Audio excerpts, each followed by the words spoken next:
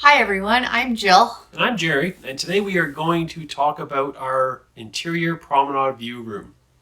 Probably the best cabin I've ever had on a cruise ship.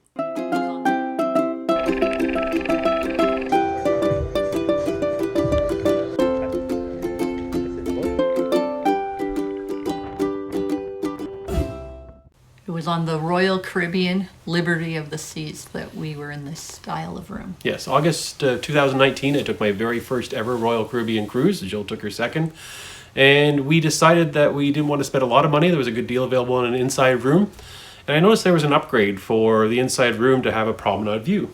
So we checked it out. We had a lot of questions. We saw a couple of reviews, and we had a lot of questions about whether this was going to be something we wanted to do. And it was probably one of our best room experiences ever on a cruise ship. Yeah, going into it, we weren't sure whether we were going to love it or hate it, to be honest. We, were afraid about the noise and about the privacy, and if we would feel sort of claustrophobic looking out into what you would normally have an ocean view, but instead you're just looking into more interior views of other cabins and shops and that sort of thing.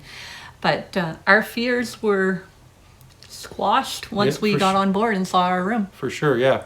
And before we get to the kind of the nuances of the room and what it was like to actually stay in the room, the layout of the room was very typical other cruise lines. You came in and we had a king size bed. We had your washroom. How do you find the washroom?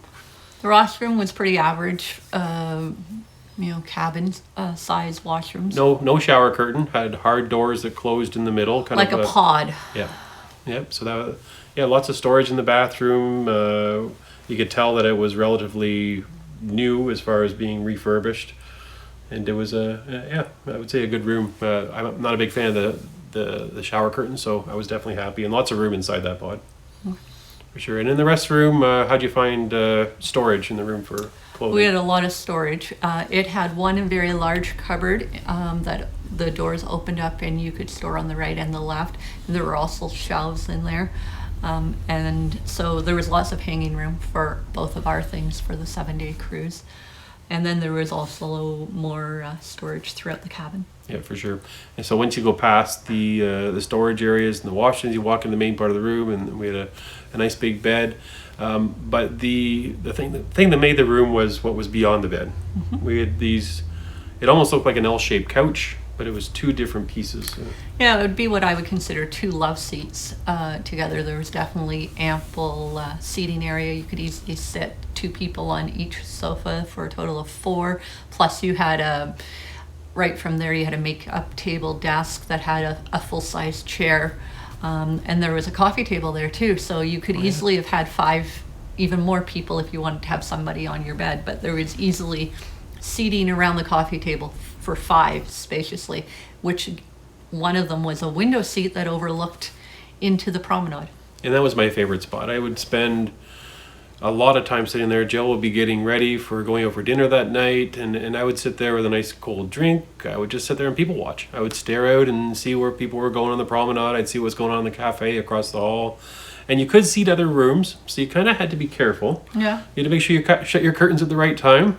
Yeah. And be careful to avert your eyes if you're looking at the wrong time to someone else's room. But I don't remember any embarrassing situations like that. But you definitely could. There was other people doing the same thing as me that I would see them sitting in the window as well, just kind of watching people come and go up and down the promenade. So, and we had a room where there was lights and things that were used for the parade and lighting up the promenade right beside our window. And not once did we ever notice them, creating glare or any light into the room that we didn't want. When we shut the curtains, it was dark, and we didn't know that there was a promenade even outside there at all. Yeah, we definitely had blackout curtains in the room. The other thing is what they do in the promenade is that as it goes nighttime, they dim the lights in the interior of the whole promenade. And then in the morning, they bring them back up again. So it was kind of like waking up to daylight in that what was dark outside the window at nighttime was getting lighter and brighter as the morning went on. I thought that was pretty clever. Yeah, and there was always music going on in the promenade. If it wasn't live musicians, they had piped in music from speakers. And I never noticed that in the room at all. No, we even sat in our room and we watched the parade. They had a Pirates parade that went right past our window. and I don't know if I could barely even hear the music. I could see things that were going on, but it was muted. There might have been a muffle outside from all the excitement from the parade, but I probably could have slept through it if I was wanting to sleep at that time. Yeah. There was never an issue of sound, which was what we were concerned about, and I know other people have asked that. It was never that we were awake because of things going on in the promenade or any of that. There was not that at all. Yeah, for sure. And yeah, it was kind of the best of both worlds. We had a room that was larger than most balconies we've been in. Yeah. Plus, we still had a view at a window to have something to look at. We were in a great location that we could just go down the stairs and we'd be at the promenade and do things on the promenade ourselves. And the elevators were just down the hall. So, again, I think of all the cruise lines we've been on, this was probably my favorite room, and to this day is. And if I book another Royal Caribbean, if I can get this type of room, it'll be the room I book for sure again. Yeah, it was lots of large space and lots of storage. It was very functional. Very comfortable room. For sure. So if you're booking an inside cabin and you see this, the upgrade was very, very small. I want to say $50, $75. It was a very small amount for a 7-day cruise to upgrade into this interior promenade view, and it's well worth it. Yeah, for sure. We'll do it again. Mm-hmm. So anything else you want to talk about with the room? No, that's I about don't it. think Yeah. so. Do you think it was your favorite room of all time? No? I loved the room. I don't know if it was my favorite of all time. I'm trying to think. There's a lot of rooms I'm trying to compare. For me, the spa. You like the spa Our rooms, experiences in spa rooms have been greater, but that's because I loved that. There you go. Spa. Royal Caribbean interior promenade view spa room is what it's going to take to get Jill to love it most of all. So. Well, thank you for watching today. I hope it was helpful. If you have any questions about this type of room, you have any worries about it, or something we didn't cover, then definitely just post a question below and we'll be sure to answer you and let you know. And if you do book this type of room, then have a great time. I'm sure you'll love it like we did. Yeah, Enjoy it. Without a doubt. So if you haven't subscribed, do so, and there'll be lots more room reviews and videos coming as we're getting back to cruising.